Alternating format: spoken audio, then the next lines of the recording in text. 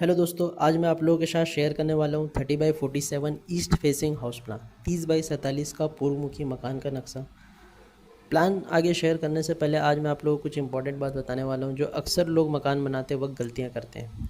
और गलतियाँ वो ये करते हैं कि प्रॉपर विंडो और वेंटिलेशन का ध्यान नहीं रखते, जो सबसे बड़ा वास्तु दोष बनता है। वास्तु दोष का भी दोष बनता है, जिसकी वजह से आपके घर में दवाइयों की संख्या बढ़ती है, मेडिकल्स के जो खर्चे हैं वो बढ़ते हैं।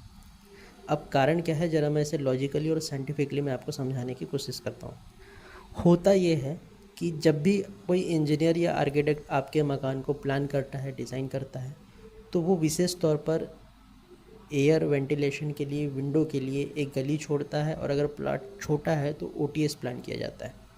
लेकिन कुछ लोग कमरा बड़ा करने के लिए या कमरा ज़्यादा निकालने के चक्कर में गली को अवॉइड कर देते हैं, ओटीएस को कई बार अवॉइड कर दिया जाता है, जिससे मकान में प्रॉपर विंडो नहीं हो पाती, एक छोटा सा वेंटिलेशन देते हैं। ऐसे मैंने बहुत से मकान देखे हैं।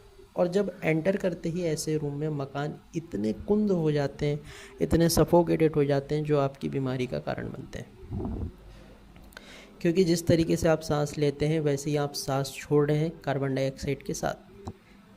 तो ऐसा सफोकेटेड बेडरूम जहाँ पर ना एयर वेंटिलेशन के लिए, नेचुरल हवा के लिए, या बोलना चाहिए प्राकृतिक हवा, प्राकृतिक रोशनी के लिए आपने ना खिड़की दिया है, ना वेंटिलेशन दिया है, कुंद आपने कर लिया है कमरे को। ये ठीक वैसे ही है कि आपने पूरा मुंह ढक करके कंबल में आपने ओढ़ लिया, सांस लेने के लिए आपने जगह ही नहीं छोड़ी।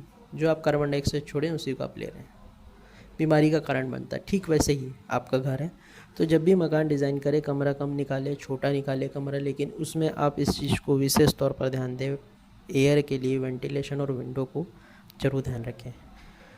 तो उम्मीद करता हूँ आपको मेरी ये टिप्स समझ आई होगी। तो आइए आगे बढ़ते हैं और इस प्लान को समझते हैं। 30/47 east facing house plan as per vastu. जैसे कि आप देख सकते हैं, सबसे पहले हमने एक मेन गेट दिया हुआ है।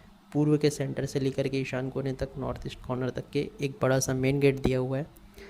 और एंटर करते हमने एक कार पार्किंग एरिया दिया है, जिसका साइज़ आप देख सकते हैं। बाहर से स्टेयर दी गई है, साइज़ आप देख सकते हैं, स्टेयर देख सकते हैं। और एंटर करते एक हॉल कम डाइनिंग एरिया है। इसी हॉल के साथ साउथ ईस्ट कॉर्नर में लगा हुआ एक किचन है, size 12 feet 3 inch by 10 feet 3 inch. और इसी के साथ एक स्टोर रूम दिया गया है।